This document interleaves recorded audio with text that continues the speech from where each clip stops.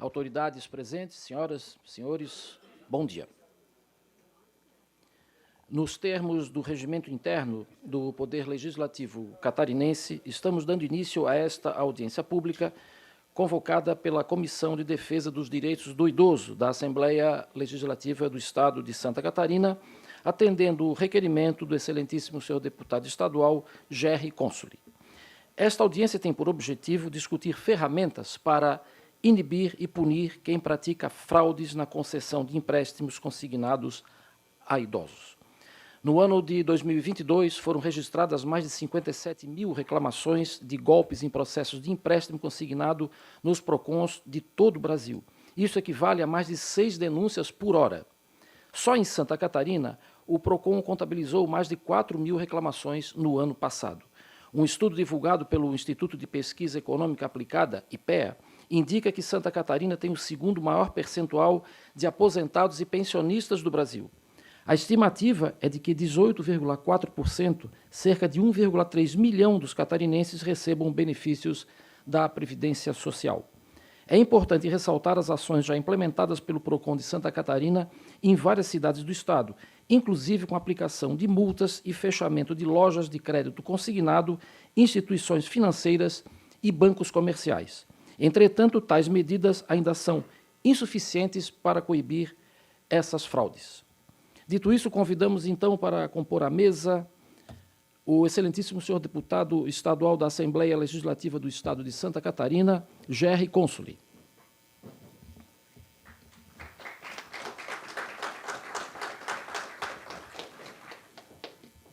Convidamos também o excelentíssimo senhor deputado estadual da Assembleia Legislativa do Estado de Santa Catarina, Mário Mota.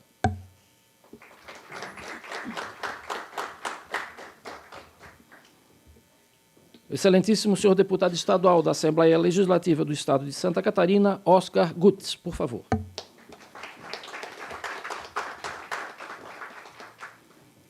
Convidamos também a senhora presidente da Comissão Estadual de Direito do Consumidor da OAB de Santa Catarina, Maria Alice Trentini Loss.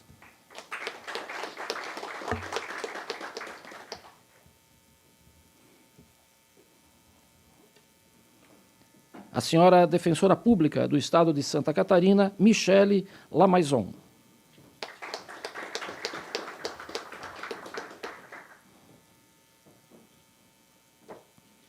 E o senhor diretor do PROCON estadual, Alisson Luiz Mikoski.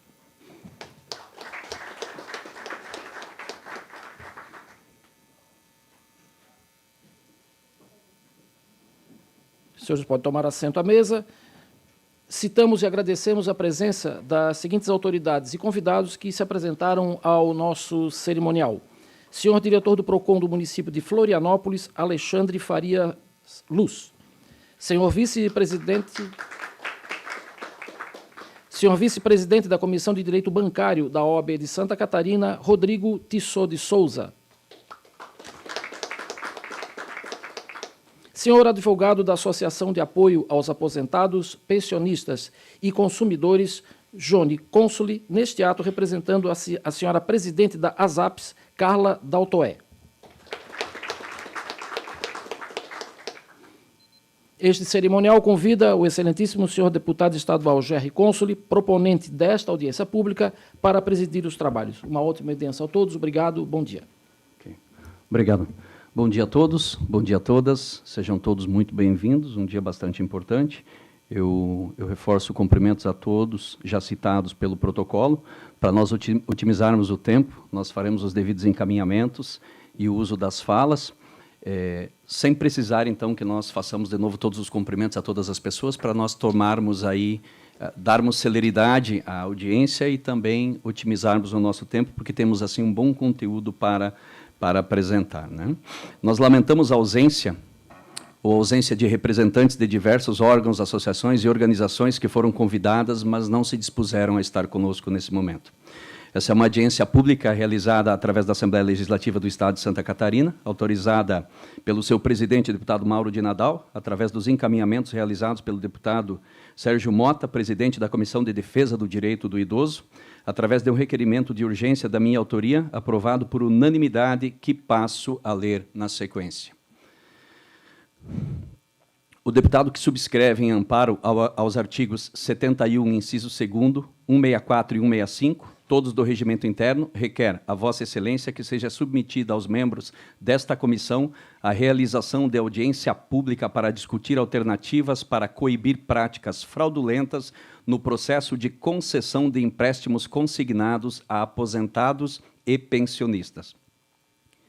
A prática fraudulenta da concessão de empréstimos consignados a aposentados e pensionistas tem forte impacto econômico negativo na vida das pessoas, restringindo seu poder de compra no que se refere a itens básicos e medicamentos, assim como o pagamento de compromissos diversos, e, em alguns casos, comprometendo a própria subsistência de suas famílias.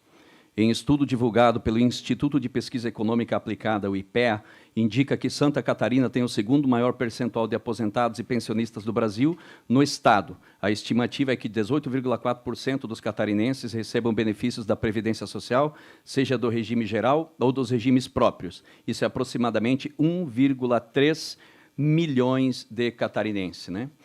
Por fim, cabe frisar que não se pretende demonizar o empréstimo consignado, que é a principal alternativa de inclusão financeira no país, representando 37% dos recursos direcionados para pessoas físicas, mas sim evitar as práticas fraudulentas. Por todo o exposto, sugiro a realização da audiência pública para tratar da matéria no município de Florianópolis, no mês de junho, com local e data a serem estabelecidos. Estamos aqui no dia de hoje, portanto. Certo que o assunto é relevante e precisa ser solucionado. Proponho convidarmos a população catarinense e as autoridades públicas para que possamos, com urgência, encontrar alternativas para evitar fraudes nos empréstimos consignados concedidos a aposentados e pensionistas no Estado. Através das salas das comissões, eu subscrevi esse requerimento.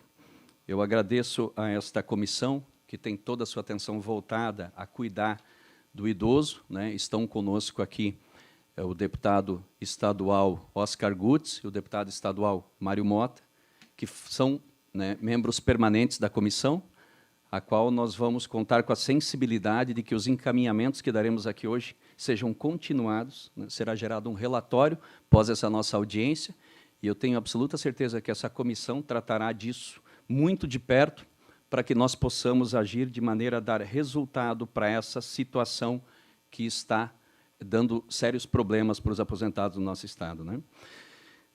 Devemos entender que existem duas modalidades de empréstimos. Uma de empréstimo consignado, que se dá a partir da presença do consumidor na loja ou via telefone.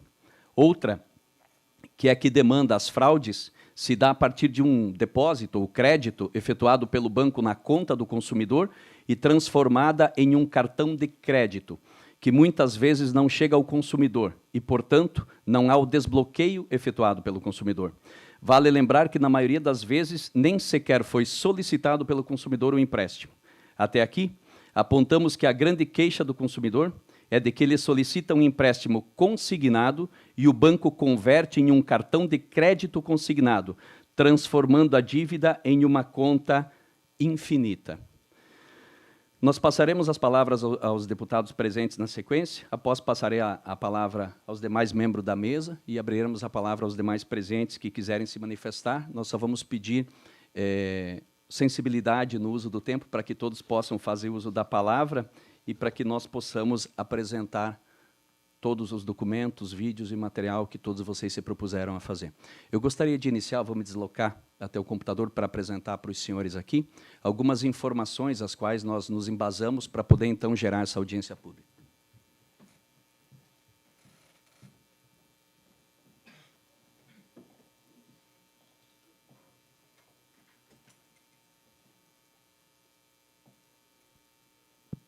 Bom, já temos na tela, eu fiz questão de citar a nominata dos membros da Comissão de Defesa dos Direitos dos Idosos, né? Cito o presidente, senhor Sérgio Mota, vice-presidente, o deputado Mário Mota, os membros, deputado Altair Silva, deputado Emerson Stein, deputado Neudi Sareta, deputado Nilson Berlanda e deputado Oscar Gutz, e essa comissão que dará continuidade a esses trabalhos. Nós vamos exemplificar alguns prejuízos que são gerados por idosos. Eu tomei conta de trazer aqui um print de tela de computador, onde exemplifica um empréstimo, né, onde um idoso contrai um empréstimo do valor de R$ 1.662, com um valor de prestação de R$ 61,60, é uma taxa de juro mensal de R$ 3,22 em 64 meses. Ali embaixo nós podemos ver, né, que somente os juros totalizam R$ 2.284,24. Isso é bastante expressivo na vida de quem depende da aposentadoria.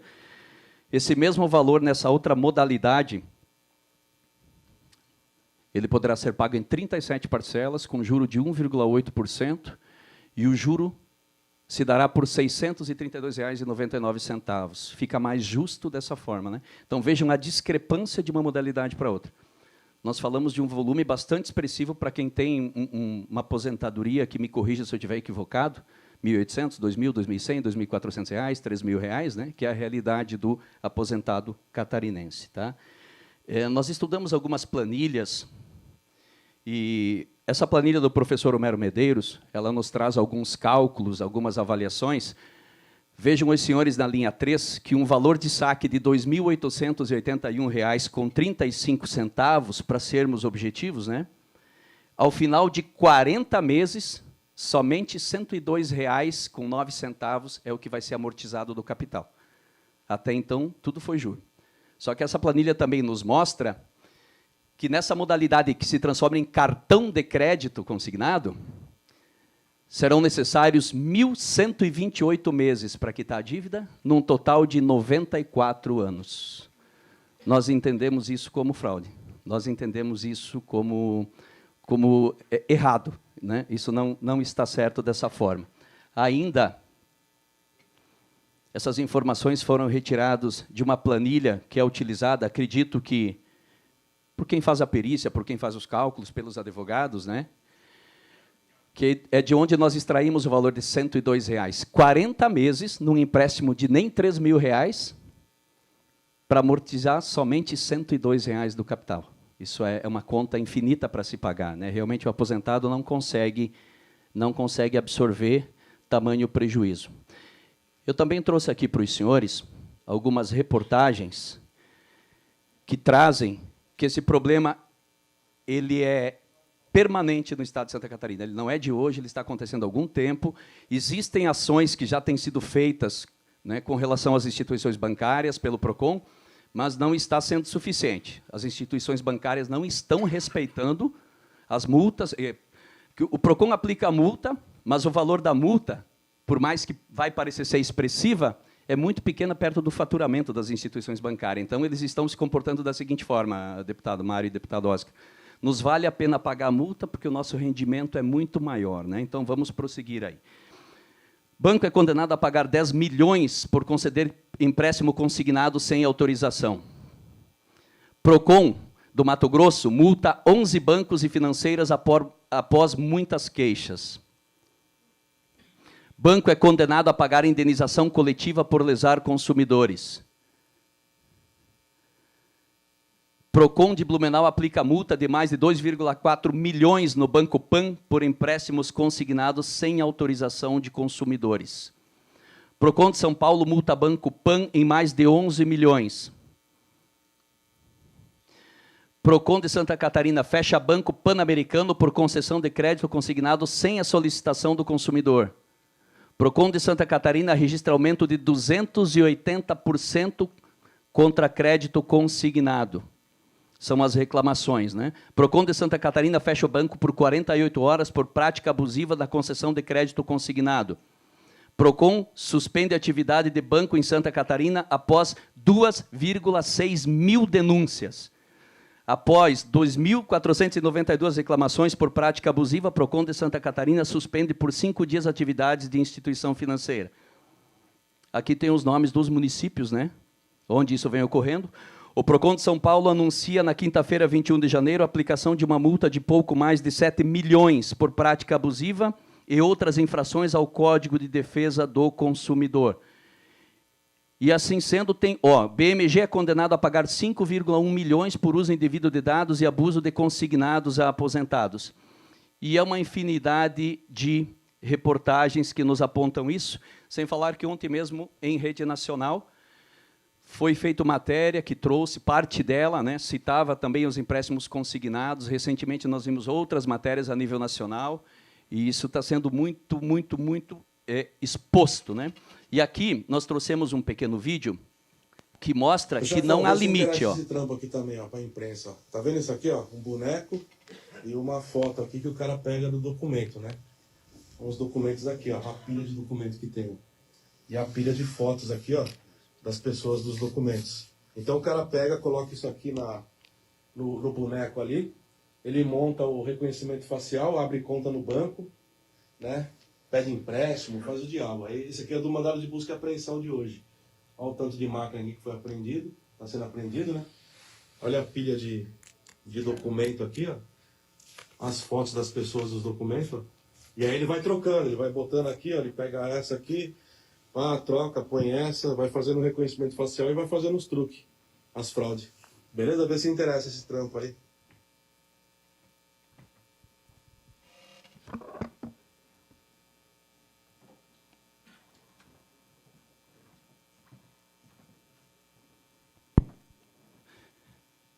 Eu penso ser o suficiente para nós já termos, né, por verdadeiro, que existem, sim, essas práticas fraudulentas e que nós temos que criar algumas ferramentas para que isso não continue acontecendo. Como eu falei no começo, nós não iremos demonizar a prática do empréstimo consignado. Ela é necessária, ela ajuda pessoas.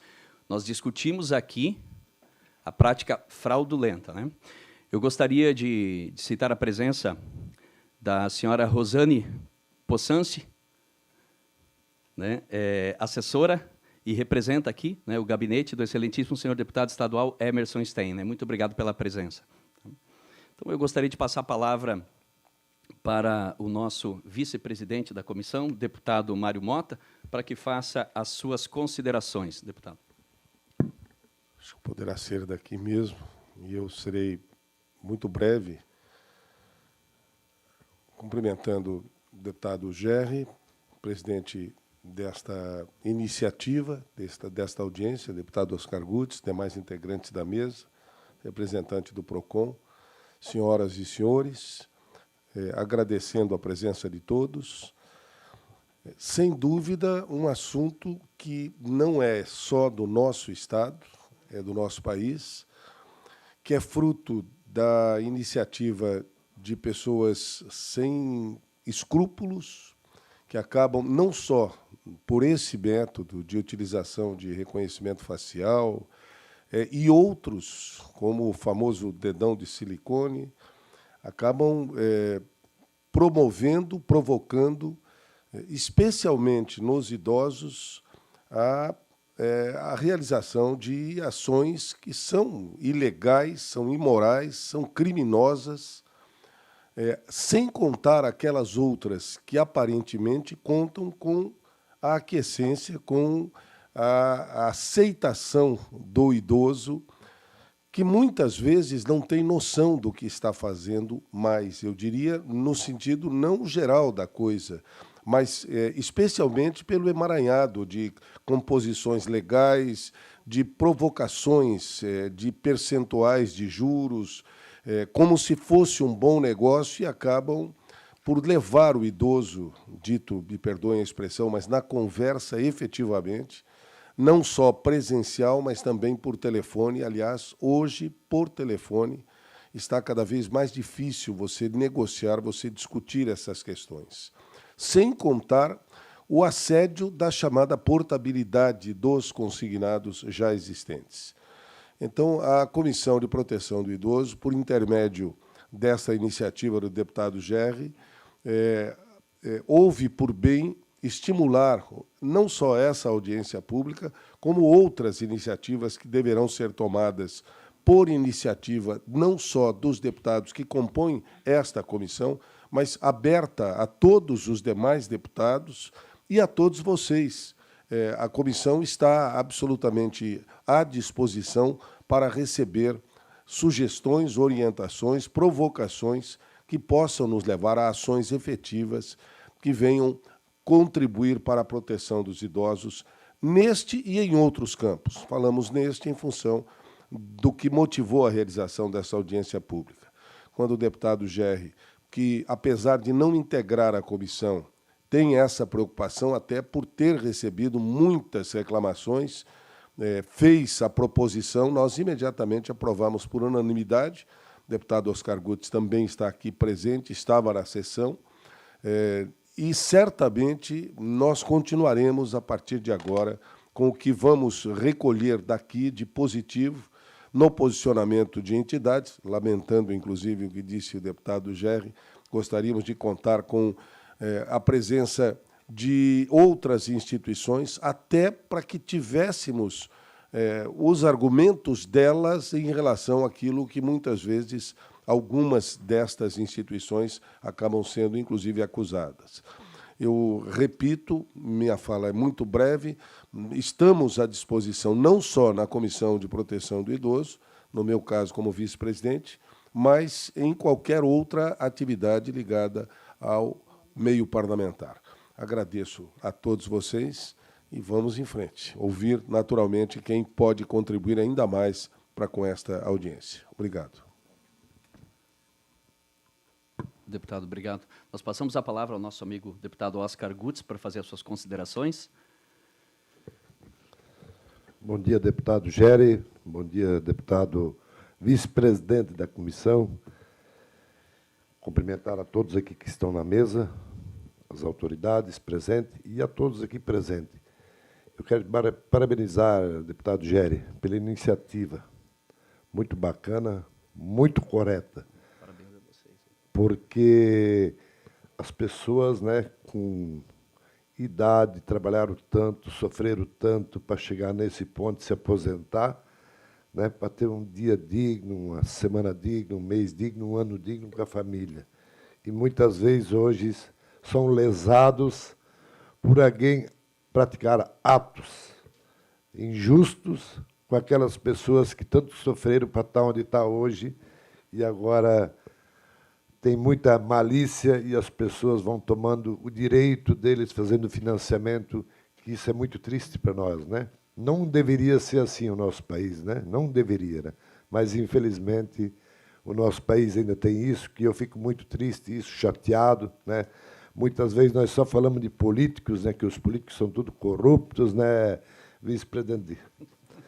E sociedade, não, mas tem muita gente que isso é lamentável. Então, parabéns, Gerri, parabéns ao vice-presidente da comissão, Sérgio, né? Sérgio Mota, é isso? Eu sempre me confundo. Sérgio é o presidente, Mário é o vice. Mário, eu sempre me confundo com os dois, tem os nomes parecidos, né? Se conhecemos tanto tempo. Mas os parabéns e estamos juntos aí, Gerri, e ninguém vai deixar sem dar continuidade. Tá bom? Um grande abraço. Obrigado. Obrigado, deputado Oscar. Deputado Mário, nós conhecemos a sensibilidade dos senhores e vai ser fundamental que essa comissão, e conhecendo os senhores, eu sei que os senhores não vão deixar isso se extinguir, eu acredito nessa comissão, eu tenho certeza, e de nós, os senhores terão todo o apoio para que os senhores deem continuidade, para que nós possamos ter efetivamente uma resolução para ajudar os idosos. Deputado Oscar, nós que vemos lá do interior do Estado, que a gente sabe que o homem do campo puxa o cabo da enxada, o homem da madeireira fica lá, trabalhando, aí quando chega num pouquinho no fim da vida, é submetido a esse tipo de situação, que muitas vezes não tem nem noção do desconto que está acontecendo. E nós também temos que reconhecer que muitas vezes, deputado, próprios membros ou familiares, né, fazem uso indevido da condição que um aposentado tem, isso também tem que ser reconhecido aqui. Então, tem muito problema a ser verificado e que essa audiência seja o primeiro passo aqui nessa casa, né? O intuito dessa casa é sempre poder ajudar o cidadão catarinense. É para isso que nós estamos aqui. Eu gostaria de passar a palavra para o senhor diretor do PROCON estadual, o senhor Alisson Luiz Mikoski, que nos honra com a presença do PROCON. Senhor Alisson, queres fazê-lo da mesa, do púlpito, como o senhor achar conveniente. Fica bem à vontade para poder fazer as suas considerações e nos demonstrar o material que eu sei que o senhor preparou para nós.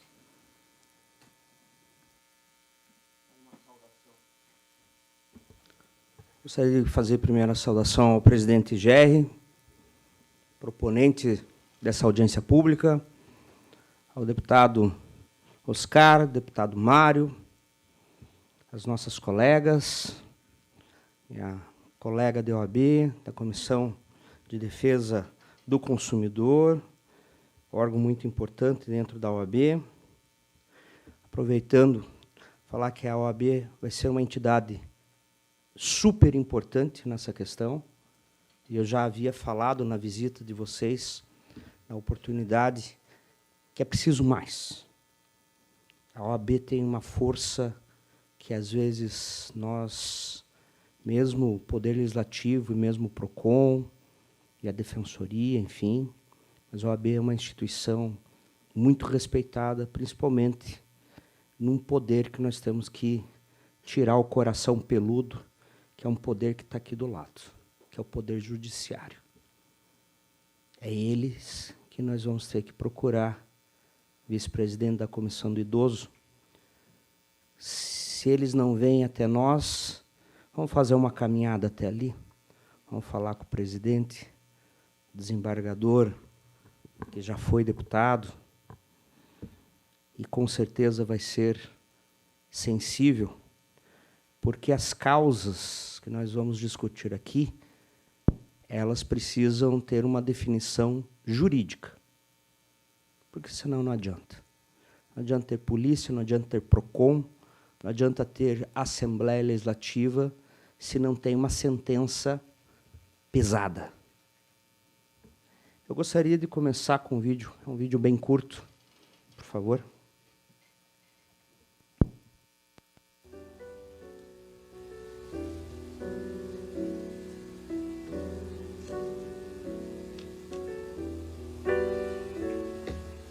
Meu nome é Vicente. Meu nome é Marlene.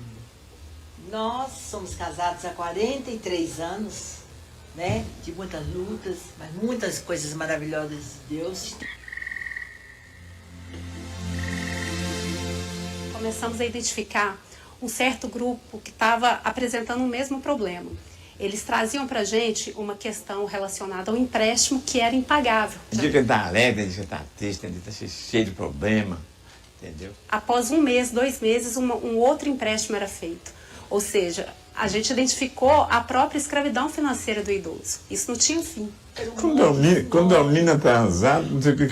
Poxa, o que é isso, só? Não, nossa vida está um caos. Nossa vida está um caos. Nossa vida está um caos. Você vê assim, você olha assim, não sabe como suspender, tanto meu e dela. A sociedade líquida atual, centrada no consumo, tendo o consumidor como ponto central desta sociedade, ela acaba tendo no crédito um seu principal instrumento. Quem contrai essas dívidas não é só o idoso. Muitas vezes ele nem precisa desse dinheiro. A família contrai a dívida, a mídia estimula, os bancos estimulam.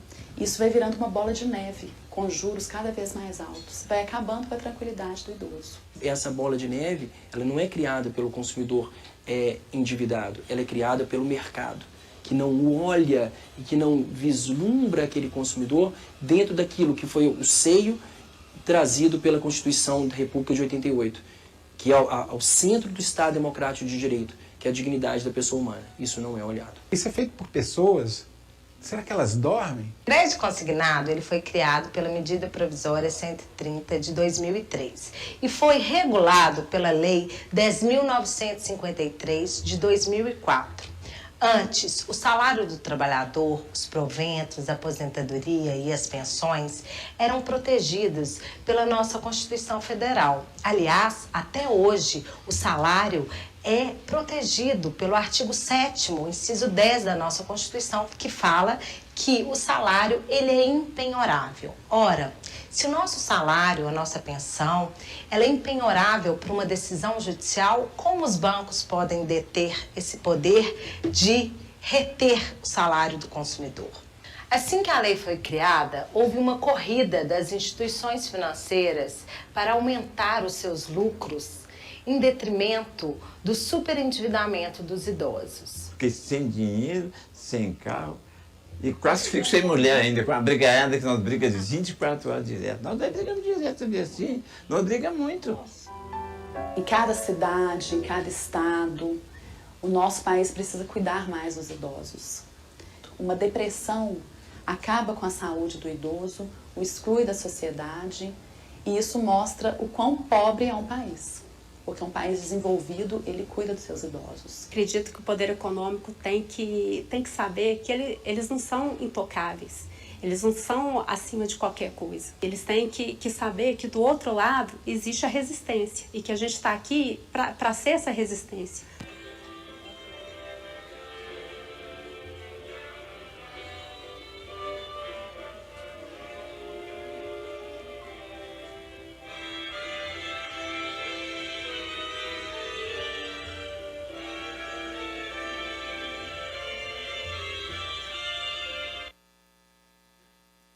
Pois bem, essa foi uma ação da Defensoria Pública de Minas Gerais, e lá foi pesado, mas é muito pouco.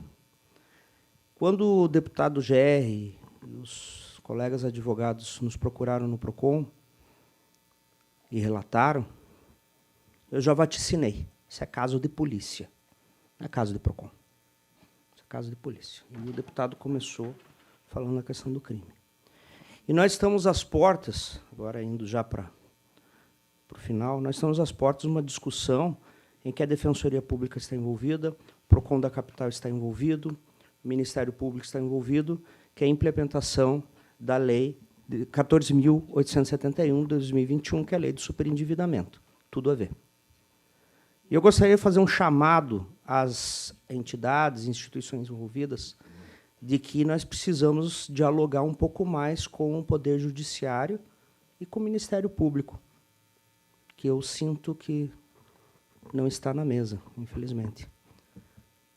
Para que, nesta discussão do superendividamento, entre a questão dos consignados. De que forma nós vamos atuar, batalhar e defender, não só os idosos, mas também os idosos e suas famílias, porque não adianta a gente fazer um atendimento superendividado daquele idoso, ele consegue, quiçá, na audiência, fazer todas aquelas tratativas, que já vai ser um peso para o idoso, reconhecer que deve.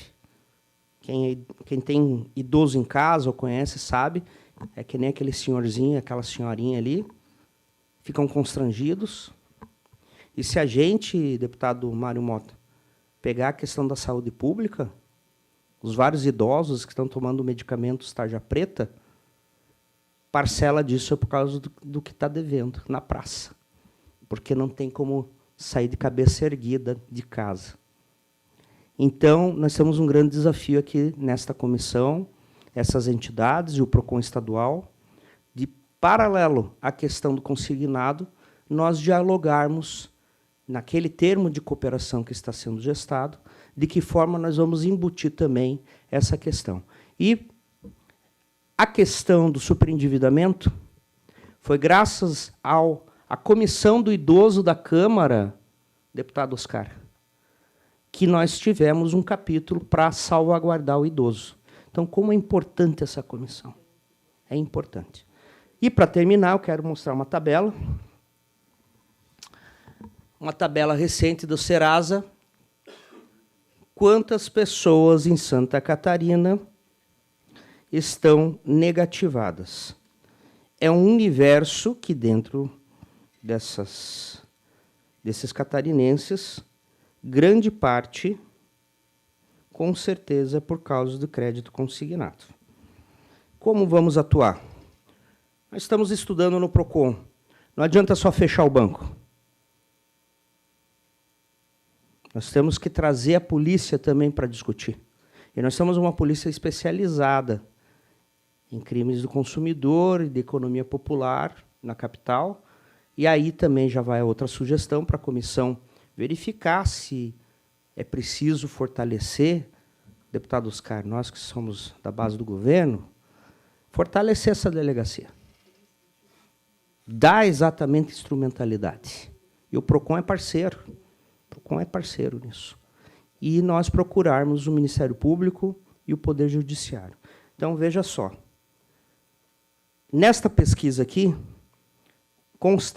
de forma constrangida, os homens são a maioria. 50,82% são os mais inadimplentes na praça. As mulheres são menos, as mulheres cuidam melhor da coisa. E dentro disso aí, com certeza, no mínimo 30% é consignado. Então, as minhas propostas são essas. A comissão procurar o Poder Judiciário e o Ministério Público, as entidades que estão discutindo um termo de cooperação sobre a questão do superendividamento, colocar na mesa a questão dos consignados predatórios. Tá? Existe um projeto de lei na Câmara Federal, que é um projeto da lei da deputada Júlia Zanata, está pensado em outros, e o primeiro projeto de lei, é muito antigo, é de 2012, diz o seguinte: para que o idoso tenha acesso a esse crédito, tem que ir no cartório, parará. Eu acho que burocratiza. Acredito que nós temos que unir a questão do consignado para o idoso ou para o hipossuficiente que não seja idoso, mas que seja aquele provedor da família, precisa passar por uma questão social. Precisa passar no CRAS, precisa passar por uma avaliação psicológica. E é essa a nossa opinião. E, para finalizar, mesmo, presidente da Comissão de Defesa do Direito do Consumidor, vamos atrás da nossa presidente, a Cláudia Prudêncio. A OAB precisa entrar em campo, com toda a força e vigor. Muito obrigado. Sem dúvida. Alisson, eu vou lhe pedir... Nós agradecemos a presença do deputado Oscar Gutz. Ele faz parte de outras comissões, existem outros assuntos a serem tratados. A casa está num momento bem sensível aqui, a gente entende, deputado. Obrigado pela presença. Tá? Eu gostaria... O senhor Alisson voltou à mesa, mas se o senhor puder fazer uso do microfone. Pelos números que o senhor nos traz, numa conta rápida, pelo que o IBGE nos trouxe da atualização do número de populacional de Santa Catarina, pouco mais de 7 milhões de habitantes, então é verdade dizer que 15% da população catarinense é negativada devido a empréstimos consignados? Não, esses são a totalidade de negativados. A totalidade são 2 milhões e 800. Isso. Né? Mas 15% dos 7 milhões dá 900 e alguma coisa, 900 e poucos mil habitantes. Exatamente. Né? O que daria pouco mais de homens, parabéns às mulheres, pouco menos de mulheres, né? Sim. Mas quase 1 milhão de pessoas são negativadas em Santa Catarina por crédito consignado. Isso totaliza praticamente 15% do total da população catarinense. Esse número tem que nos preocupar e deve nos envergonhar, sem sombra de dúvida. Um outro ponto, analisando esses dados, senhor Alisson, então, o PROCON, ele entende que existem empréstimos consignados fraudulentos? Sem sombra de dúvida.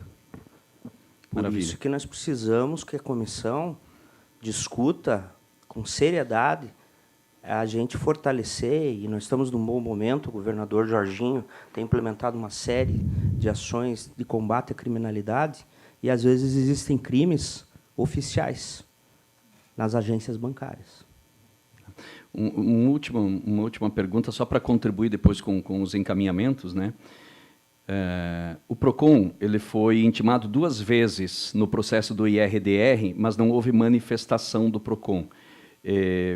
O PROCON está buscando esses dados para fazer essas manifestações, né? Em que ponto nós estamos para nós podermos, então, evoluir? Nós tivemos uma mudança de governo e o PROCON ficou sem o setor jurídico, e nós estamos exatamente buscando essa construção, mas entendemos que nós precisamos construir um caminho junto à Procuradoria-Geral do Estado, né, para exatamente também trazer um pouco mais de arcabouço e fortalecimento nessa opinião, como eu disse, que não basta só os nossos órgãos, eles atuam já em diversas frentes, mas nós precisamos aprofundar com mais vigor esta problemática, né?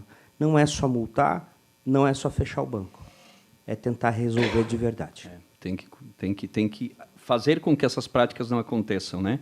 No IRDR, as informações que eu tenho aqui foram de pesquisas que a minha equipe fizemos. Se alguma informação for equivocada, por favor, em tempo, os senhores podem me corrigir, num outro momento, me ajudar a construir a informação correta, né? No IRDR, o Ministério Público se pronunciou dizendo ser válidas essas contratações, e ainda dizendo não haver dano algum ao cidadão catarinense com relação a estes descontos. Entende-se, a partir desse posicionamento, que o consumidor, famílias e suas famílias não sofrem em nenhum aspecto com tal ato. Entende-se também que todo cidadão que perder seu poder de compra é afetado pela falta de vários insumos, serviços, medicamentos, acesso à saúde, e a qualidade de vida não é gerado por esse tipo de ato fraudulento, né? E assim sendo, podemos afirmar que uma dívida a ser paga compromete ou não a vida do cidadão? Essa é a pergunta que fica, né?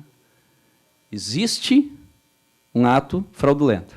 O IRDR diz que são válidas as contratações. Nós precisamos só entender isso, para daí nós podermos dar prosseguimento, então. Tá? Eu gostaria de convidar a senhora defensora pública do Estado de Santa Catarina, Michele Lamaison, para que faça uso da palavra, faça as suas considerações e nos traga as informações, por gentileza. Obrigada, querido. Excelentíssimo senhor deputado da Assembleia Legislativa do Estado de Santa Catarina, deputado Géry Consoli, e ao cumprimentá-lo, quero estender meus cumprimentos a todas as autoridades que compõem esta mesa e aqui presentes, e também a todos os senhores e senhoras presentes. Aproveito desde já para agradecer o convite, deputado Géry, e elogiar a iniciativa, uma vez que este parlamento decide debater uma questão tão relevante e atual, pensando no passado e no presente, para que a gente possa firmar ações para o futuro. Eu começo questionando quem de nós não possui um conhecido ou uma conhecida, um pai ou uma mãe, um tio ou uma avó, que nos relatou o recebimento de um telefonema, uma mensagem via aplicativo de celular, uma oferta de empréstimo, e muitas vezes a pessoa detinha informações sobre a própria condição do idoso, sobre a própria condição de aposentado e de pensionista. Bastam poucos segundos para lembrarmos de algum relato exatamente como esse. Então, sem dúvida, nós precisamos pensar em mecanismos e instrumentos para coibir as práticas fraudulentas na concessão de empréstimos consignados.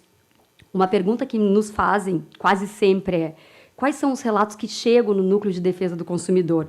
E eu digo primeiramente que são muitos. Primeiro, desde o recebimento do telefonema ofertando o cartão de crédito, aceitam a ligação telefônica, preenchem um pré-cadastro via registro fotográfico e ou biométrico, e depois são surpreendidos com a existência de uma dívida perpétua no cartão de crédito consignado assinado durante esse mesmo telefonema. Ou que são chamados para fazer a prova de vida, deputado Mário, e após percebem que a assinatura da prova de vida foi, na verdade, um aceite de um empréstimo que nunca solicitaram. Aliás, é bem comum, por exemplo, relatos de quem assinou abertura de conta ou prova de vida e depois apareceu um empréstimo. Em sede inaugural, urge registrar que os bancos concedentes de créditos consignados sem a coleta da concordância do beneficiário podem vir a responder eventual dano causado aos idosos. Estamos aqui tratando da responsabilidade das instituições bancárias e de seus agenciadores, porque não podemos esquecer a figura do correspondente bancário. Digo isso porque no Brasil, hoje, pasmem, existem 557.778 correspondentes bancários. E esse dado eu tive o cuidado de buscar ontem no Banco Central, junto ao Banco Central, atualizado em 1/6/2023, lembrando apenas que essa lista é por banco e os correspondentes representam muito mais do que uma instituição bancária. Nesse contexto, então, de responsabilização, o STJ já consolidou o entendimento que o fortuito interno diz respeito ao dever dos fornecedores de arcar com os prejuízos causados aos consumidores reputados como inerentes ao risco da atividade. E aqui vale citar o enunciado da súmula 479 do STJ, que reconhece o fortuito interno. Mas, na prática, o que a gente tem visto é uma dificuldade, nesses casos de fraude, de enquadrar em fortuito interno do banco. E aqui devemos fazer um gancho para refletir o papel importante do vazamento de dados para que ocorram as fraudes. O acesso aos dados pessoais dos idosos via banco de dados do INSS pelas empresas de crédito tem se mostrado importante fator de aumento no número de fraudes na contratação do crédito consignado. Os bancos possuem várias alternativas para conseguir os dados de novos potenciais clientes.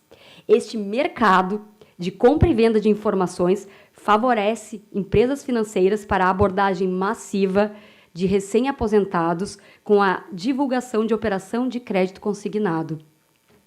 A fim de confirmar o mercado ilegal, basta verificar uma simples amostragem de consumidores na plataforma consumidor.gov ou verificar os dados trazidos tanto pelo PROCON do Estado quanto pelo PROCON do município de Florianópolis, que narram a obtenção indevida dos dados pessoais pelas instituições financeiras para oferta ostensiva de crédito consignado. Deputados aqui presentes e demais senhores e senhoras, alguns aposentados afirmam que recebem ofertas de crédito antes mesmo do INSS notificar a pessoa acerca da concessão do benefício previdenciário. Dessa forma, o vazamento dos dados confiados pelo cidadão a determinada empresa, sejam elas públicas ou privadas, configura uma violação expressa do direito de guarda e proteção desses dados sensíveis que estão inseridos no âmbito da privacidade de cada indivíduo. E, aliado a tudo isso, não podemos deixar de acrescentar que a Instrução Normativa do INSS, de número 28 de 2008, autorizou que toda a documentação referente ao contrato de operação de consignação permanecesse sobre a responsabilidade, pasmem mais uma vez, das instituições financeiras, sendo necessário apenas a comunicação da operação via sistema para a averbação do início do desconto pelo INSS. Mas digo isso porque a Lei 10.820, de 17 de dezembro de 2003, dispõe no seu artigo 6º que qualquer desconto no benefício para pagamento de empréstimo e cartão de crédito depende de autorização do beneficiário. Contudo, a nossa autarquia previdenciária do regime geral, sob a justificativa de simplificar o procedimento de tomada de empréstimo pessoal e cartão de crédito e possibilitar uma eventual redução de juros praticados pelas instituições financeiras conveniadas, dispôs, em ato próprio, que toda a documentação referente ao contrato, inclusive a autorização para os descontos, deveria ficar em poder das instituições financeiras, que, mediante simples comunicação via internet, intermediada, logicamente, pela empresa de processamento de dados da Previdência Social, a famosa DataPrev, acionaria um contrato de empréstimo ou cartão de crédito no sistema, permitindo o início do desconto do benefício. Lembrando apenas que essa instrução normativa sofreu alteração pela Instrução Normativa 100, de 2018, mas não quanto a esse ponto. A fragilidade de mecanismos de proteção de benefícios e de fiscalização pela autarquia dos pedidos de averbação pelas consignatárias sobressai, na visão da Defensoria, como uma das principais causas para elevada frequência de ocorrência dessas práticas fraudulentas. Diante de todo o exposto, sem aprofundamento sobre a questão da responsabilização, que não é o objetivo desse ato, não há dúvidas de que, em primeiro lugar, são necessárias medidas capazes de coibir novos vazamentos de dados, sem dúvida.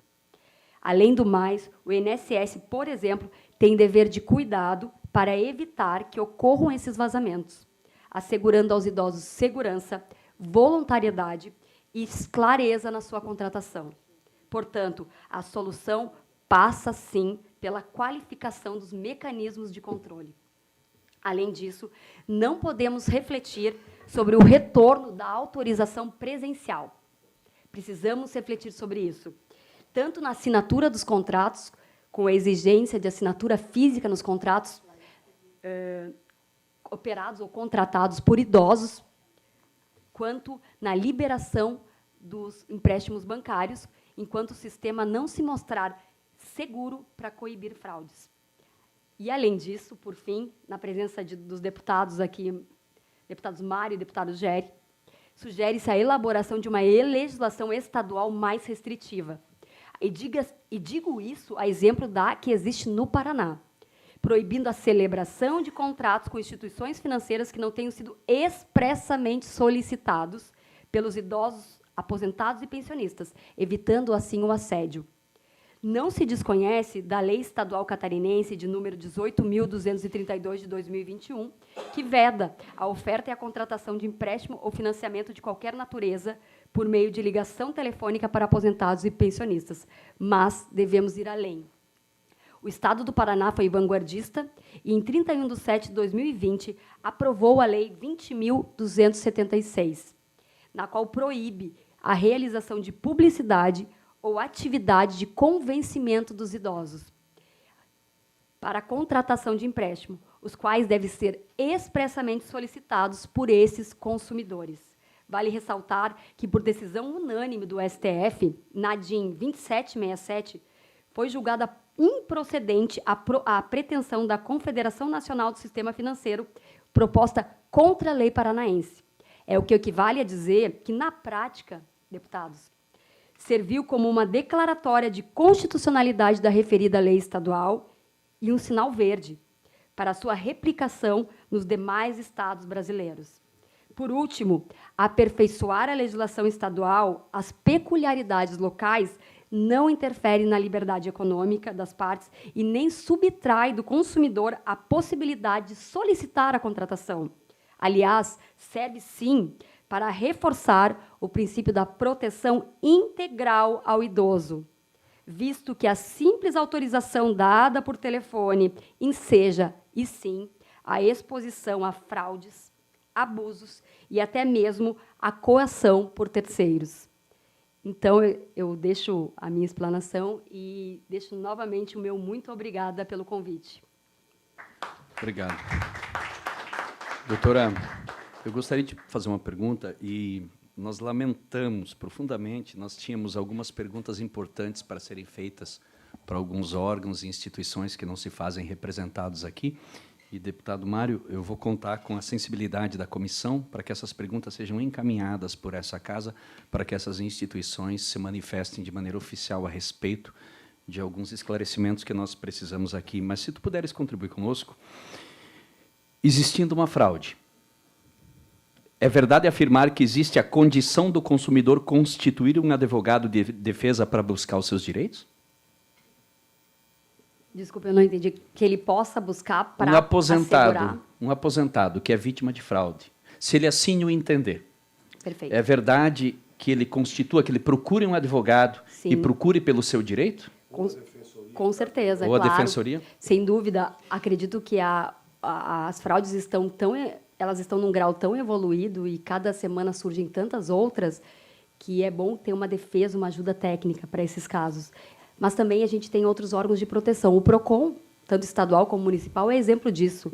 Não há dúvidas que no PROCON eles vão ser acolhidos com um tratamento humanizado e conseguir entender, né, o que aconteceu e depois, sim, necessário sendo, procurar o poder, tanto a OAB, advogados quanto a defensoria, para que ingresse com alguma ação no Poder Judiciário. Mas é importante referir sempre que, sim, tem que, sim, também buscar a Polícia Civil para registrar eventual boletim de ocorrência. Ok. Um último tópico, né? Qual tem sido a posição dos tribunais a respeito dos processos gerados por advogados buscando o direito de defesa do consumidor? Claro que a defesa do consumidor ela é muito ampla, ela abrange uma série de questões. Essa questão das fraudes ainda me parece que se enquadraria no fortuito interno, que foi o tema que a gente traz, mas o que acontece na prática é que se não considera que houve uma falha na prestação de serviços pelos bancos, né, que seria, enfim, coação por terceiros ou a culpa exclusiva de terceiros ou a falha, a própria culpa da vítima que deu voz à fraude. Então, o que na prática a gente constata é que não há um enquadramento, pelo menos largo, no fortuito interno, que seriam os mecanismos de controle e evitar o vazamento de dados pelos próprios bancos, instituições financeiras. Ok. Que me parece que é o grande problema, né? Sem o dúvida. Vazamento de dados. Sem dúvida. Obrigado. Obrigado pela sua contribuição, foi bastante importante, né? Nós passamos a palavra ao advogado da Associação de Apoio aos Aposentados, Pensionistas e Consumidores, a SAPS, Dr. Johnny Consoli, né? Que representa aqui a senhora presidente, senhora doutora Carla Daltoé.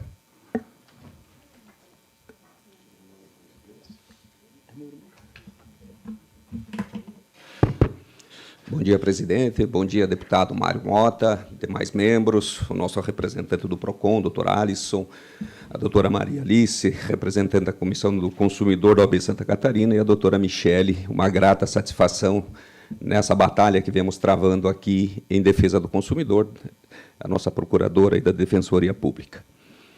Confesso aos senhores que eu acompanho essa modalidade, esse trabalho, já há 7 ou 8 anos. Esses crimes, e eu tenho tranquilidade e autoridade para dizer com conhecimento de causa que isso não é fraude, isso é crime. E não quero desestimular vossas senhorias, quando diz que tem que fazer boletim de ocorrência, eu não oriento mais os meus clientes a procurar a polícia. Não resolve. A única coisa que acontece é socar mais problemas no judiciário. Quero lembrar aos senhores que eu não consigo, na minha cidade, andar na rua. Eu não consigo no supermercado, sem ser parado por aposentados. Nós, operadores do direito, e o doutor Alisson me feriu a sua posição em relação à omissão da OAB, triste, lamentável. No IRDR, no Tribunal de Justiça, eu estou investindo 90 dias do meu tempo, do meu escritório, correndo atrás da OAB. Tive amparo no doutor Rodrigo, que é vice-presidente da Comissão de Direito Bancário, da doutora Maria Alice, que foram parceiros. Mas a OAB, sim, está sendo omissa. E isso é imperdoável para uma entidade. O porquê que eu digo isso? Porque, senhores, eu atendo nos meus escritórios uma média de 100 a 150 pessoas por dia. Claro, a gente tem uma vasta extensão de escritórios. E nós não conseguimos que o judiciário catarinense veja centenas ou milhares de boletins de ocorrência das fraudes, a internet empilhada de exemplos, advogados trazem exemplos em seus processos aos milhares, e o judiciário catarinense entende recentemente que não, que é um ato ou do advogado ou da vítima. Hoje nós temos uma sentença que condena o morto e não quem matou. É muito preocupante, porque alguns números nos chamam muita atenção. 50 mil ações em 2022, outubro de 2022, quando instaurado o IRDR, relativo à matéria. Um absurdo 50 mil ações. Não, mas espera. Nós começamos a movimentar ações em 2015, 2016, 2017, e agora temos 50 mil ações. O recado foi dado lá atrás, que nós tínhamos um problema, e um problema social, e ele seria crônico. E os senhores acham que esse é problema? Então, vamos ver alguns outros números que nós temos aqui. Primeiro, além do vazamento de dados, que todo mundo sabe tudo de todos os aposentados, a internet, o tal do Instagram, o Facebook e o tal do Zap, tem antenado os aposentados 24 horas por dia. Qualquer matéria ou reportagem que eles saem, meus colegas que me corrijam, a gente recebe assim, doutor, bom dia. Eles têm acesso à informação. E nós, operadores do direito, precisamos nos preocupar com isso. Porque hoje a enxurrada de ação ela vai acontecer no máximo em 1 ano, independente da matéria. Gostem ou não de julgar as ações. Vejam, senhores, quando nós temos em Santa Catarina 36,7% do público catarinense superendividado, o que a gente faz? Devemos lembrar também, senhores, que o problema não é mais o RMC, o cartão de crédito RMC. Que se eu puxar um extrato aqui, um desconto do aposentado, nenhum de nós vai conseguir decifrar ele inteiro, a quantidade de desconto. No meu escritório, nós temos já 20 associações que fazem descontos ilegais. 6 delas é o mesmo presidente, o mesmo endereço, o mesmo grupo de advogado, o mesmo contador. Fizemos busca nas contas deles, não tem R$1, mas eles já arrumaram laranja para fazer mais 14. E não acontece nada. Eles vão continuar. Por quê? Os descontos, o modus operandi deles são os mesmos, R$28 e R$44, 2 vezes por ano em cada aposentado. Cada aperto de botão significa 1 milhão de aposentados. Quem faz isso é um robô. Significa dizer que, num aperto de botão, esse cidadão fatura de 28 a 44 milhões de reais. Mas é tudo normal, é tudo válido. A culpa é do advogado e do aposentado, que não foi ver o seu extrato. Senhores, um aposentado ele não acessa o INSS, ele olha o extrato da conta bancária dele. E o desconto é realizado lá dentro da autarquia, lá dentro do INSS. E o INSS não é responsabilizado. Essas empresas não são responsabilizadas, seus diretores, porque a legislação diz que você tem que punir o CNPJ. Quem é o estelionatário é o CNPJ, e não o bandido. Existe uma modalidade nova criada que ela vai ser muito pior no judiciário do que o cartão de crédito RMC. É o tal do RCC, que acabou de ser disparado aos milhões no Brasil. Nós temos 37,5 milhões de aposentados no Brasil no INSS. Não tenho um cliente meu que assinou um contrato. A totalidade deles já tem um desconto de RCC no benefício. Agora, vamos a uma pergunta muito lógica, e é uma pena o MP não estar aqui, poderia aprender algumas coisas, de repente, já que foram muito infelizes, com a devida vênia a quem redigiu aquela manifestação no IRDR. Como que nós vamos resolver agora a questão do RCC? Qual é o advogado, minha nobre defensora? Eu tirei a doutora das férias, né, pedindo socorro, nos socorra, a OAB nos abandonou, a IRDR, a FEBRABAN veio aí, e realmente veio só a FEBRABAN fazer a defesa. E os consumidores foram massacrados nesse IRDR. E a gente faz o quê? Nenhum advogado vai tocar ação da RMC mais de Santa Catarina e nem da RCC. Abriu-se um verdadeiro oceano, doutores, para que os estelionatários façam de Santa Catarina a sua festa. Porque qual é o advogado que vai fazer ação para chegar no tribunal e tomar uma litigância de má-fé e pedirem, em primeiro grau, e em segundo grau, para que nós reforcemos, veja o absurdo que nós estamos chegando. A pessoa ganha R$ 1.302 e tem que apresentar 30 documentos que ele tem condições de ser beneficiário da justiça. Ele recebe R$ 1.302. Aí você tira os descontos dele, não sobra R$ 600. E ele tem que tirar no cartório uma negativa de imóveis, no Detran uma negativa de automóvel, aí chega em segundo grau, agora está começando a pedir tudo de novo. Isso é desestímulo a acesso à justiça. Isso não é justiça. Isso é não usar tinta de caneta. É fazer justiça com a tinta do fígado. Que me perdoem quem pensa de forma diferente. Mas eu tenho dados para comprovar isso. Senhores, qual é a preocupação? Existe uma lei, muito bem colocada pelo Dr. Alisson, chamada Lei do Superendividamento. Nós vamos pegar a laranja no chão. Porque nós estamos deixando as pessoas se superendividar para depois fazer... E olhem os números, senhores. 2,12 milhões de catarinenses podem ir ao judiciário com ação do superendividamento. São 2,12 milhões de audiência de instrução. Se 50 mil ações travam o judiciário, o que é que nós vamos fazer com esses milhões de ações? Porque a Defensoria Pública, o PROCON, não vai fazer outra coisa. Vocês podem esquecer. É essa a preocupação que nós temos que ter. E não querendo me alongar muito, quero lembrar aqui aos senhores que Santa Catarina, 40% das pequenas cidades, o comércio sobrevive do dinheiro do aposentado. O aposentado não está mais recebendo. Tudo isso que os senhores colocaram é interessante. Agora tem a modalidade, que eu chamo, né, a modalidade Palmeiras, que quando o cidadão entra no SPC, no Serasa, ele não faz hora clicar lá, ele já recebe uma ligação. O senhor tem disponível um empréstimo pessoal. Amigos, o cara não tem dinheiro para pôr comida na mesa. Alguém acredita que ele vai ler um contrato? Nós, que somos advogados, dificilmente, às vezes, lemos aqueles contratos, porque está bem escritinho. Você não discute cláusula contratual. Aí você bota na calculadora do cidadão, como o deputado Gerra colocou ali, 1000% ao ano. E o judiciário entende que isso não causa problema nenhum no cidadão. Ele só fez um contrato.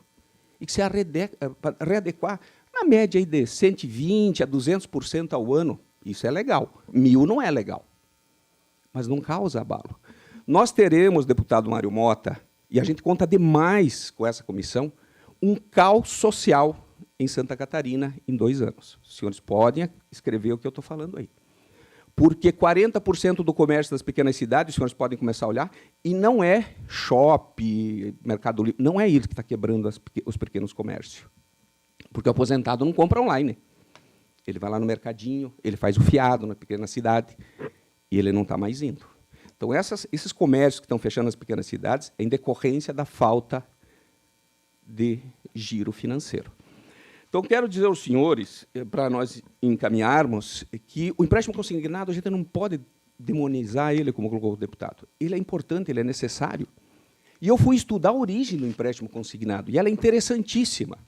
E, se me permitem o trocadilho, o cidadão que criou o empréstimo consignado está em uma mansão de em torno de 10 mil metros quadrados hoje, com cerca de 400 funcionários cuidando dele, zelando dele. Ele está numa penitenciária federal americana. Ele fez exatamente o que faz no Brasil. Os diretores de banco do Brasil estão nas suas mansões em Miami, Angra dos Reis, e alguns em Balneário Camboriú. O americano está preso por 30 anos e levaram tudo o que ele tinha da sua casa. Quero concluir dizendo aos senhores, nós temos sim, deputado Mário Mota, deputado Gerri, uma preocupação gigantesca.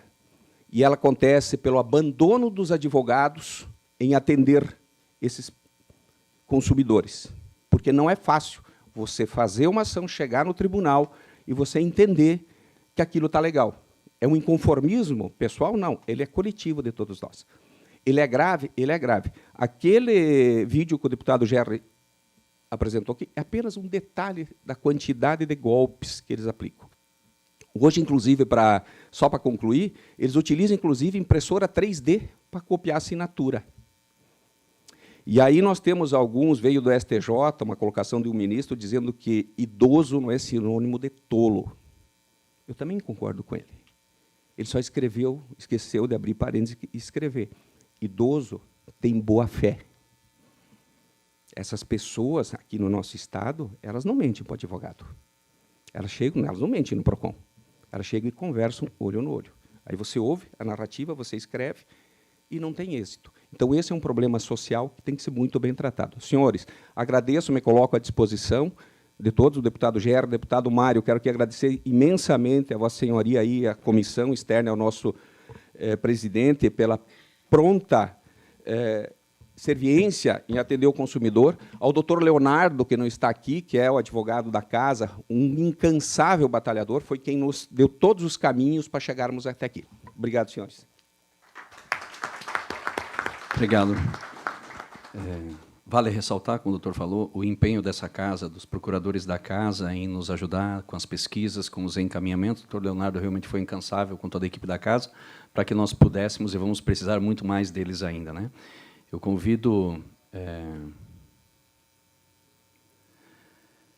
vice-presidente da Comissão de Direito Bancário da OAB, doutor Rodrigo Tissotti de Souza, para fazer uso da palavra.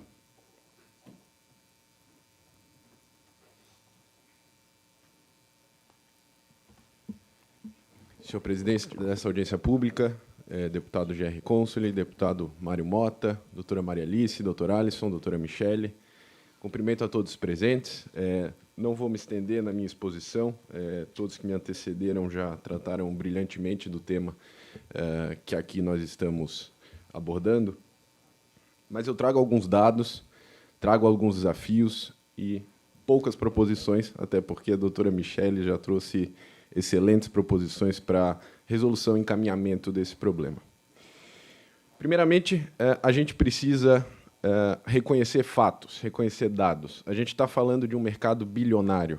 Os empréstimos consignados em 2022 representaram 516 bilhões de reais no Brasil, segundo o Banco Central. A gente está falando de um crescimento de 20% em um ano, muito provavelmente em razão do superendividamento e da pandemia. São coisas que caminham juntas. A gente também está falando de um envelhecimento da população. Semana passada a gente teve a divulgação do censo. Isso é um dado, isso é reconhecimento. Desde que a gente está no colégio, quando a gente é pequeno, a gente sabe que a população brasileira está envelhecendo. Então, a gente está falando de um mercado em crescimento. E os desafios estão postos. A gente reconhece que há fraude, a gente reconhece que há crime, a gente reconhece também, é um lugar comum, a gente falar que nós temos desafios institucionais, como bem trouxe o doutor Johnny. Nós temos desafios institucionais no Poder Judiciário, no Poder Legislativo, na OAB, nos PROCONs, e é importante a gente ter esse diálogo para afirmar, quem sabe, um termo de cooperação com os legitimados da propositura de uma ação civil pública, por que não? A gente tem encontrado dificuldade no Poder Judiciário, isso é um lugar comum, mas a gente também sabe que em estados em que o Poder Judiciário enfrentou esse problema de frente, como é o caso de Minas Gerais, as fraudes simplesmente sumiram. Os bancos simplesmente pararam de operar esse tipo de fraude porque a ilicitude deixou de ser lucrativa.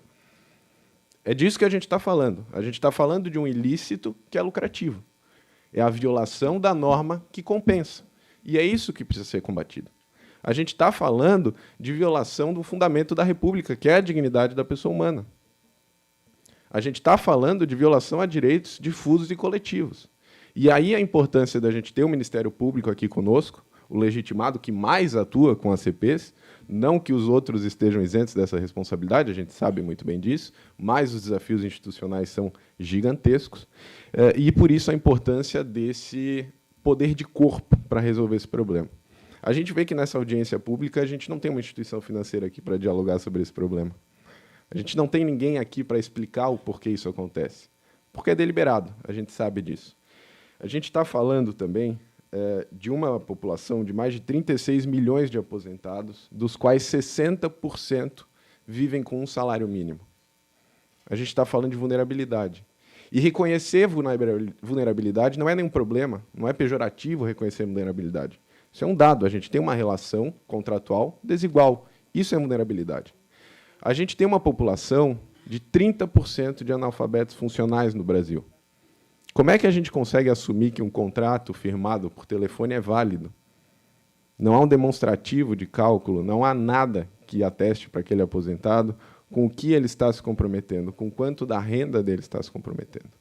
O Dr. Gerry trouxe, no início da exposição, um cálculo simulado de um financiamento em que o valor de R$ 1.600 seria quitado em 94 anos. Isso é uma escravidão financeira, como bem disse a representante da Defensoria Pública de Minas Gerais. Nós estamos falando de valores que parecem módicos, né? 50, 100 reais. Mas para uma pessoa que vive com um salário mínimo, com os custos de vida que a gente tem no Brasil, realmente há uma inviabilização da dignidade dessas pessoas.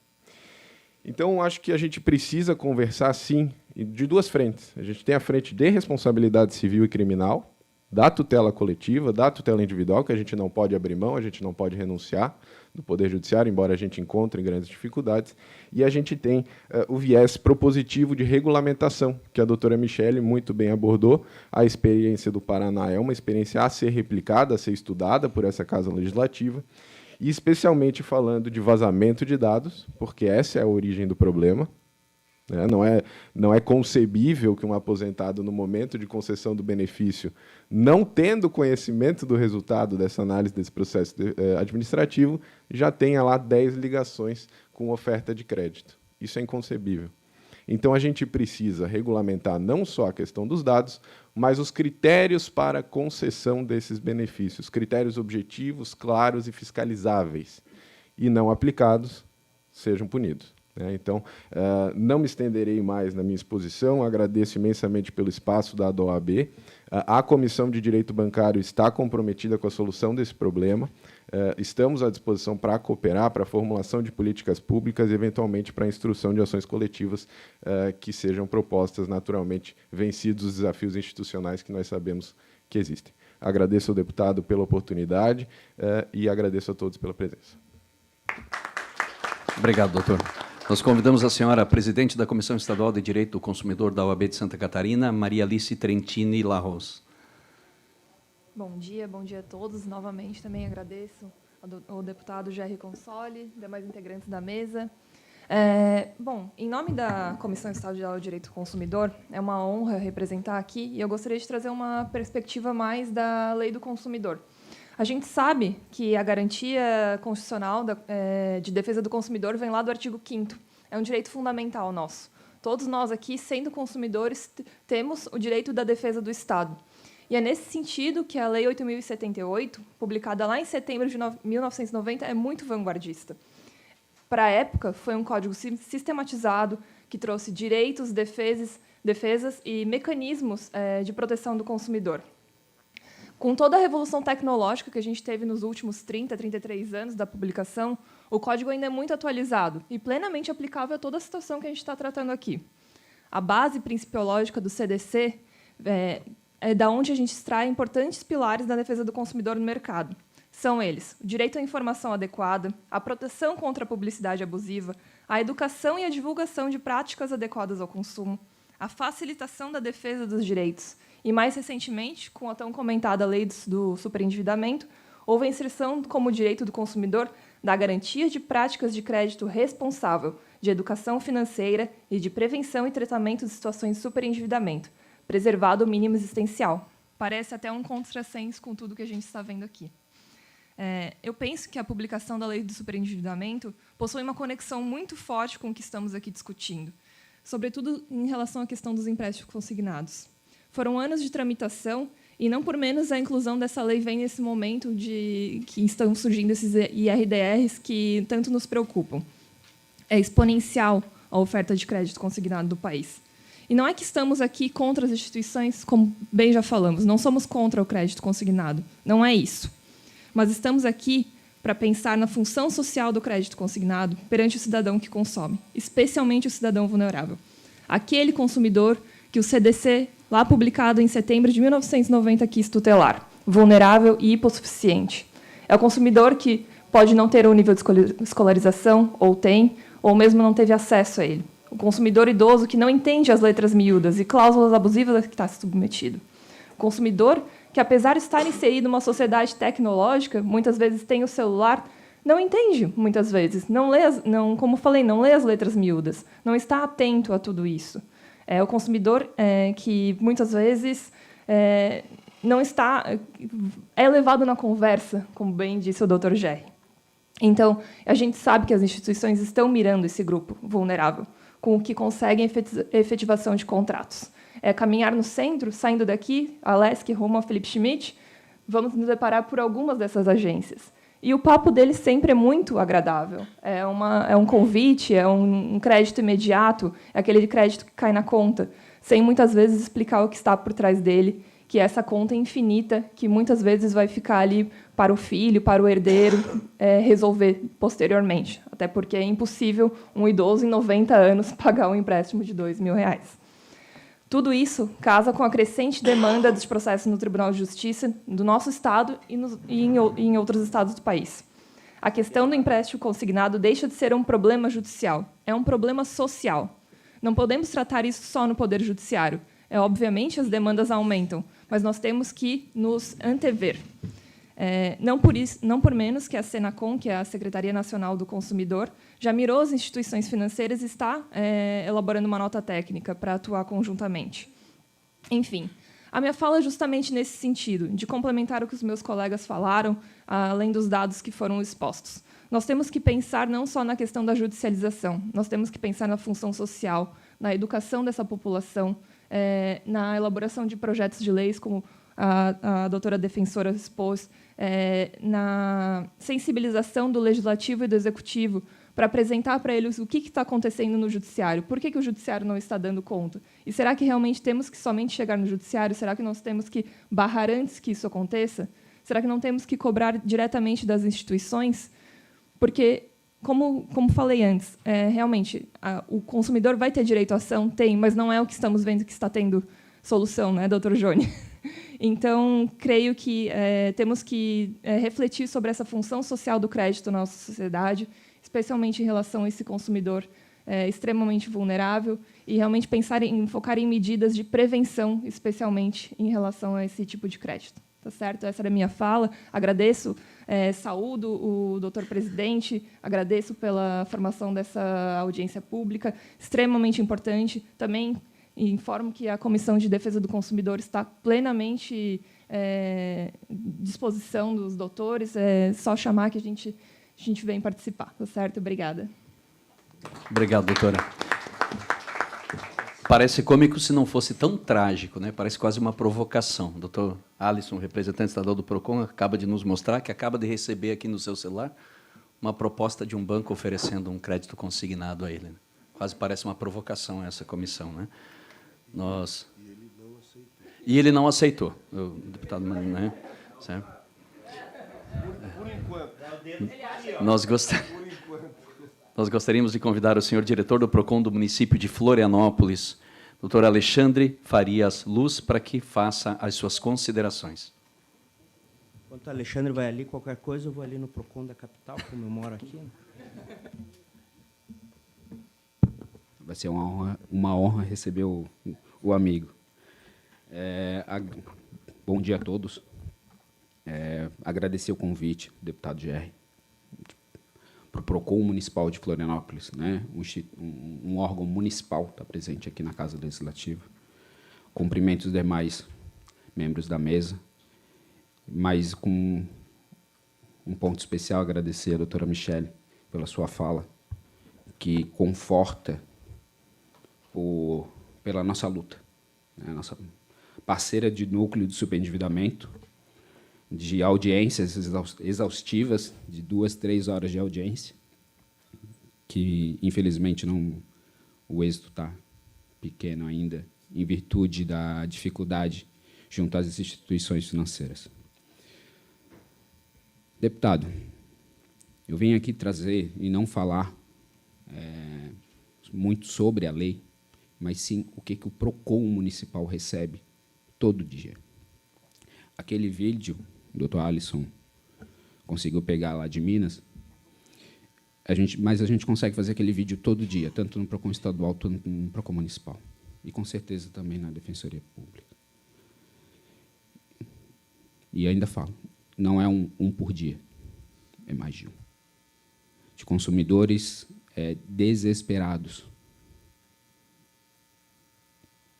Já recebem pouco. A aposentadoria é pequena. Qualquer desconto de R$20, R$30 faz uma falta tremenda. E a gente está falando daquelas pessoas que saem de casa para poder reclamar. O PROCON Municipal de Florianópolis é a pontinha do iceberg. Esses dados que eu vou trazer aqui são... Depois eu vou dar os dados detalhados para o deputado. De janeiro de 2022 a junho de 2023, foram abertos 1.644 reclamações contra instituições financeiras. No universo de 12 mil reclamações que o PROCON possui anualmente, não chama tanta atenção. Mas o que chama atenção é que 62% desses casos, ou seja, 1.017 reclamações, são de empréstimos consignados não autorizados, de fraudes. O procedimento administrativo do PROCON, ele sempre tem como objetivo resolver a situação. E não punir, mas resolver. Então, em alguns casos, e isso daí também veio através da provocação da comissão, a gente começou a ver o que era resolvido numa simples envio de carta, que a gente chama, né? A antiga CIP, Carta de Investigação Preliminar, que hoje, pelo sistema da Senacom, é carta, enquanto isso estava sendo resolvido. E uma porcentagem significativa resolvida. Ou seja, as instituições faziam a fraude, o consumidor reclamava, ela conseguia resolver. Só que isso não gerava uma investigação perante o órgão, só gerava um número. Então, até falo, como órgão de defesa, a gente precisa tomar uma providência para aqueles casos que são resolvidos. Porque a gente não está falando de um simples erro de sistema. A gente não está tratando sobre erro de sistema. Não é demonizar o empréstimo, a concessão de crédito. A concessão de crédito no Brasil, pela nossa vivência no núcleo de superendividamento, ela é completamente irresponsável, de forma geral. Mas a concessão de crédito consignado é criminoso. É totalmente criminoso. 62%. E dentro desses 62%, dessas pessoas que vão reclamar, 99% tem fundamento a reclamação do consumidor. 42% são contraídos através de simulações.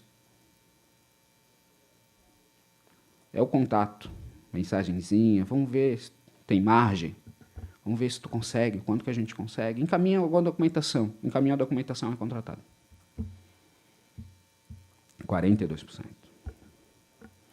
37%, os consumidores desse 1.017, 37%, o consumidor só consegue visualizar a contratação mediante o desconto, analisando o extrato.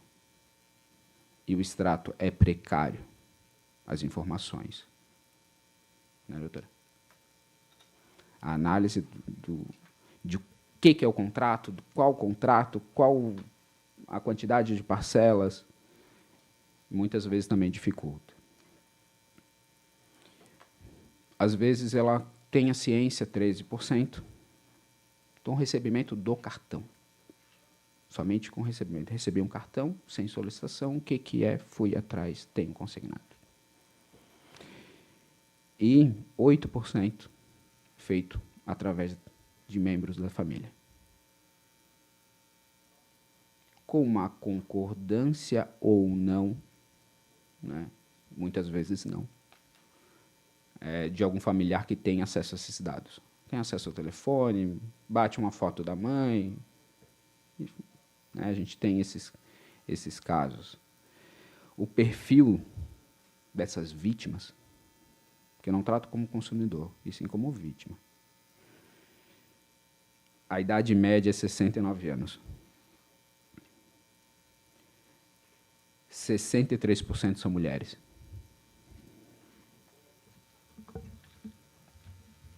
E 27% homens. De 2022 para 2023, o ranking das principais empresas permanecem, elas só ficam trocando a posição no pódio. Em 2023, a primeira instituição com mais reclamações são 31%.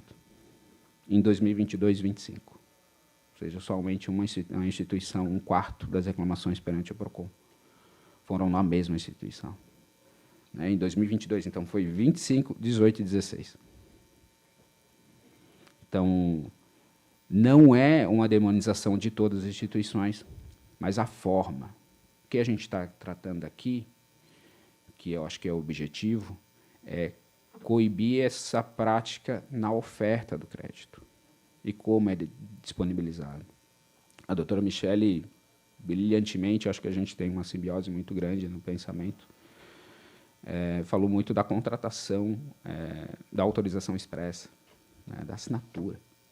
A gente está tratando de pessoas com idade média de 69 anos, que não tem, eu falo na grande maioria, e o PROCON atende o hipervulnerável, que não tem acesso nem a uma conta de e-mail.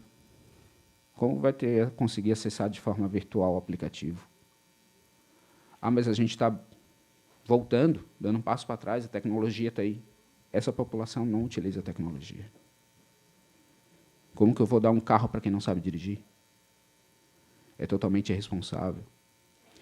Então, acredito, e eu já vou encerrar a minha fala,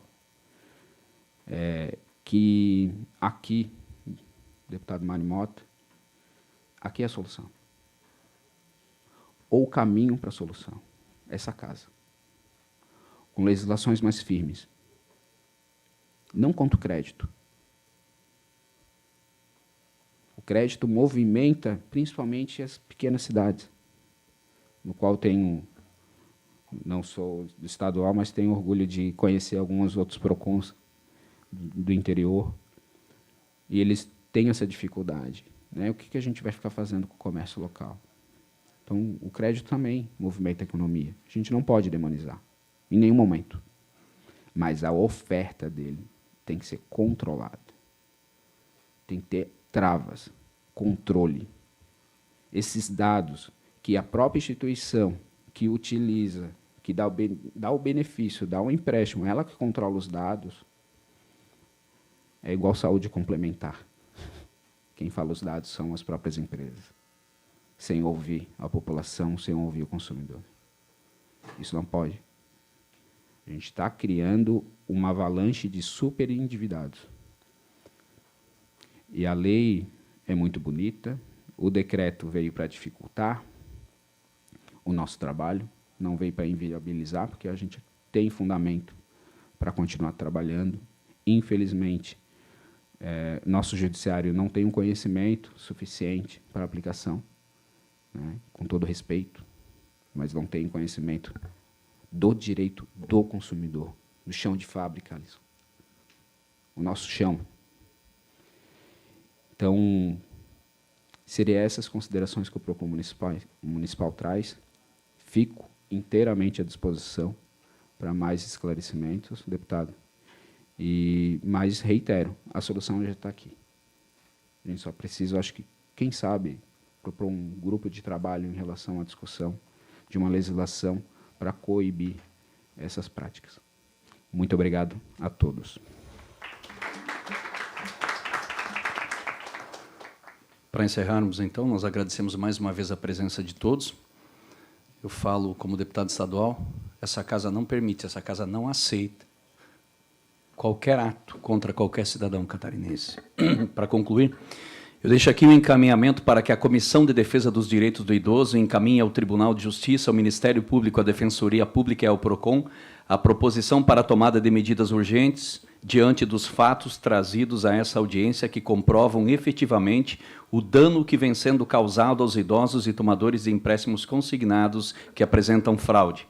Que estes órgãos encaminhem a esta comissão uma devolutiva sobre quais as providências serão tomadas em um prazo de até 30 dias, ou que solicite a esta casa auxílio para que juntos tomemos essas medidas.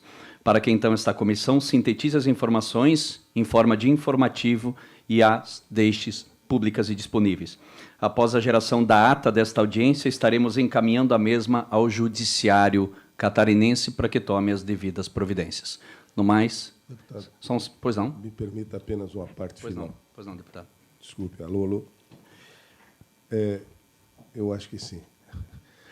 Eu só gostaria de lembrar que, para os aposentados do Estado de Santa Catarina, o salário já chega com apenas 86%, porque 14% são descontados, se de forma legal, na minha visão, de forma imoral. E há o que se trabalhar também em relação a isso. Aposentados do Estado de Santa Catarina já têm descontados 14% do seu salário, a despeito de terem contribuído para a sua aposentadoria durante todo o período laboral. Eu só queria deixar isso registrado, que eu acho que é importante, porque nós não contamos nem com 100% do salário, já chega com 86%. Desculpe. Ótimo. Por respeito a todas as pessoas que vieram aqui nos prestigiar, eu abro a palavra. Temos mais um participante da audiência que quer fazer uma breve consideração.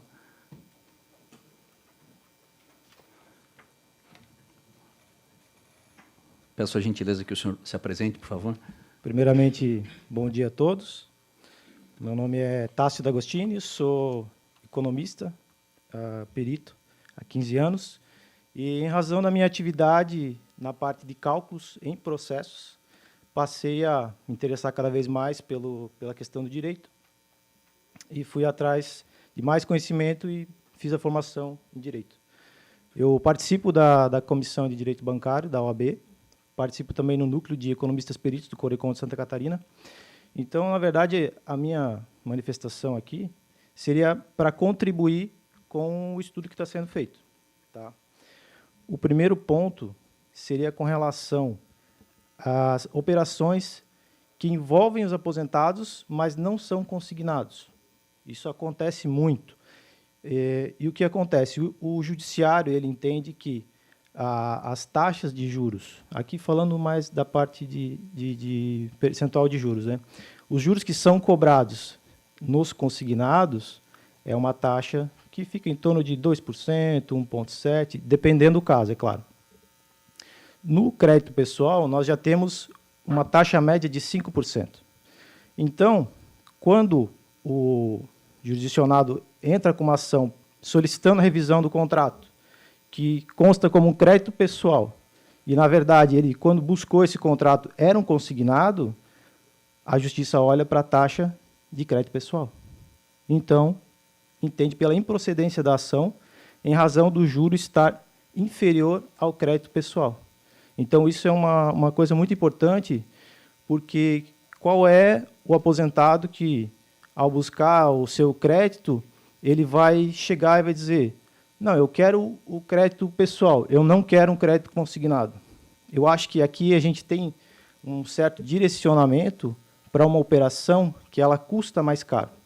E isso, consequentemente, reduz a capacidade financeira dos aposentados. eu gostaria de fazer uma proposição, se for possível, para a mesa. Eu entendo, particularmente, que deveria o percentual do consignado, que é da margem consignável, ela deveria ser estendida às operações de crédito pessoal firmadas com aposentados, a fim de que as taxas de juros de consignados sejam aplicadas em operações de crédito pessoal, assim reduzindo a questão das prestações. E outra coisa que gostaria de propor, a gente foi muito falado sobre a margem consignável do cartão de crédito consignado, que é uma operação perpétua. A norma do Banco Central que permite 5% destinado a cartão de crédito consignado, não há nenhuma determinação com relação a que se destina esse valor. Então, eu gostaria de propor uma retificação ou envio, como é uma normativa do Banco Central, eu acho que essa casa também pode provocar o Banco Central a fim de que normatize um percentual de amortização em cima desse percentual de 5%. Por quê? Eu fiz um breve cálculo aqui enquanto a gente estava nas exposições. Se 2,77% do valor do total dos 5% fossem destinados à amortização do capital principal, essa dívida seria liquidada em 36 meses. Se 2,083% fossem retidos para amortização do principal, em 48 meses, esse contrato estaria liquidado. Da mesma forma, se 1,66% do total pago dos 5% do RMC fosse destinado à amortização do principal, nós teríamos em 60 meses a liquidação do principal. E esse é o grande problema que a gente tem, porque o consignado, o cartão de crédito consignado, ele é uma operação perpétua, né? Ou também 1,386% liquidaria a operação em 72 meses. Então, eu acho que dessa forma seria possível não só evitar esse pagamento perpétuo, como também acredito que restringiria a oferta ou o direcionamento de crédito para essas modalidades de operações.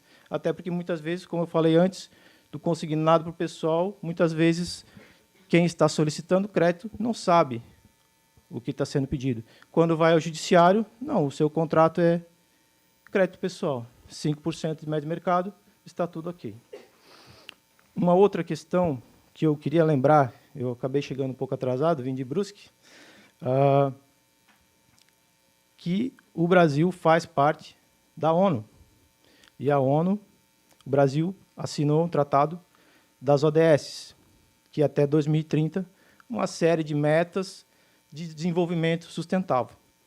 Dentre elas, nós temos algumas que buscam a redução das desigualdades sociais. Eu não me recordo exatamente qual é, se eu não me engano é a ODS 10, e isso tem que ser implementado até 2030.